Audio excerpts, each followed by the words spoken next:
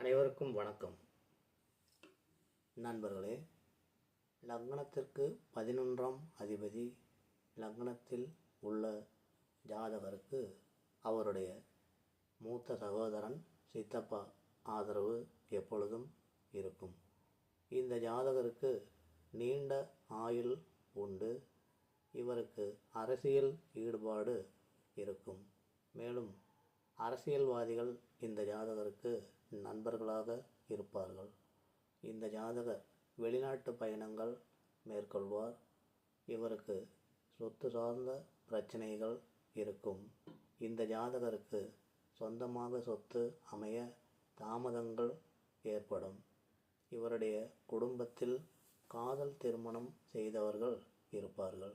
நண்பர்களே, என்னுடைய வின்னர் ஜோதிடம் சேனலை சப்ஸ்கிரைப் செய்து உங்கள் நண்பர்